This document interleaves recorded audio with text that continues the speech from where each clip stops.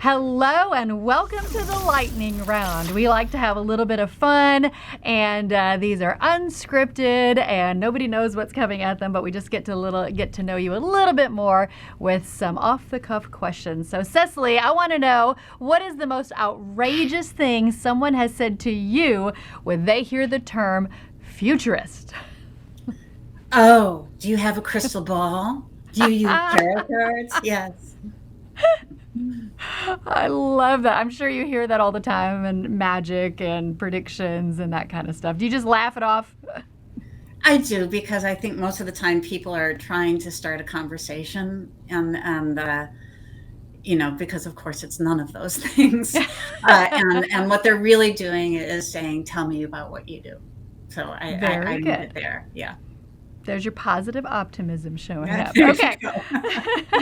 So you have worked with very large and not so large businesses both. So what was your favorite aha moment when someone you're working with finally understood your strategy? Oh, there's so many good ones. There's so many good ones. I have a couple of favorite projects.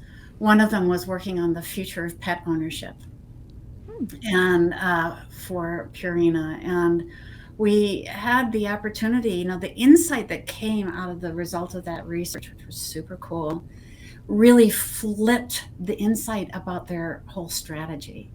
And so that was like a big aha, like, wait a minute, you're not in the pet food business, you're in the human welfare business.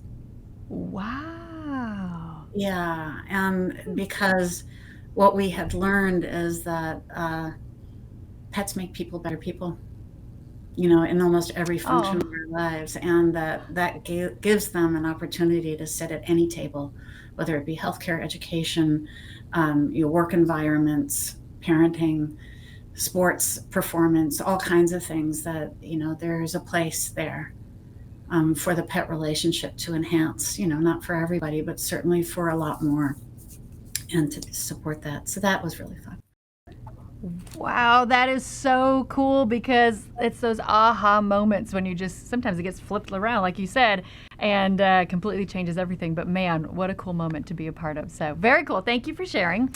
So, you have gained a lot of wisdom over the years. What is your best advice to someone who feels like they're spinning in circles, trying to predict their business and even personal future? I have reduced this to some really simple things.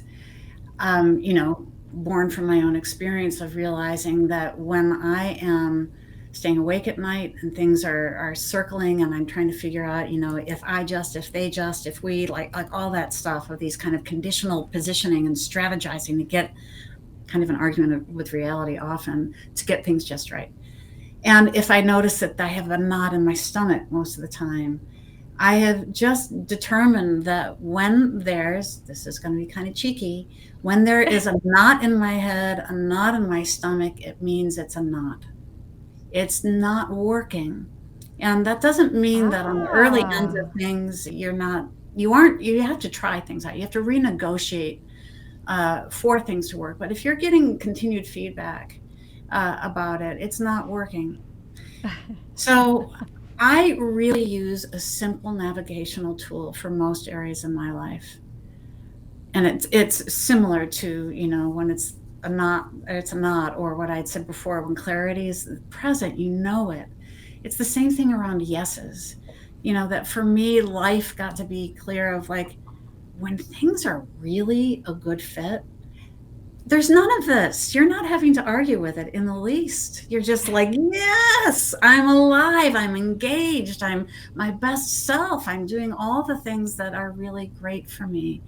So I really have committed myself to a life that is about collecting thumbs up environments, work, collaborations, relationships, etc.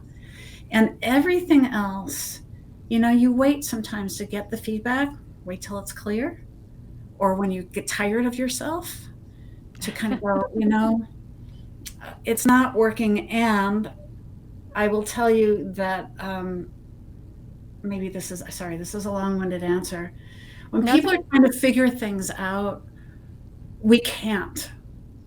The reality is we can never figure things out in advance. And where people get stuck is thinking that before I move on, that crispiness, we are recognizing it's this, whatever I'm doing, fill in the blank, is no longer really bringing me my best out. I know that I need to leave X or move on or change. And people think that they have to figure it out before they move. Remember, our whole conversation was stare into the face of uncertainty and move anyway, and move them into a direction. You're going to start testing things out of that feels good. I don't know what it looks like. I don't know if it's for me. We typically go into phases where going, are you my mother? Are you my mother? And we try things out and collect our thumbs up until over time it starts to take shape on its own. So experience will tell us what works, and we can't figure it out in advance. So that's really my biggest tip is sometimes you know what you can't do or what is no longer working before you know what's going to emerge through the process of moving anyway. Great advice, and I love that the knot in your stomach may be a knot for you. So very good advice and very good takeaways there. Final question of the lightning round. Why do you do what you do?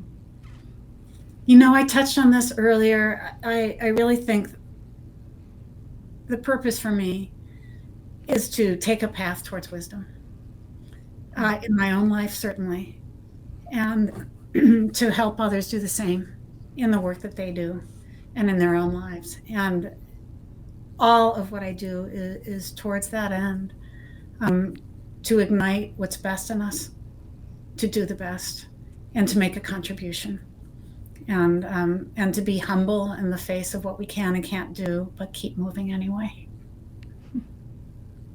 Well, I truly believe you are doing all of those things and truly helping others. So thank you for all you do, and thank you for participating in the lightning round. Thank you.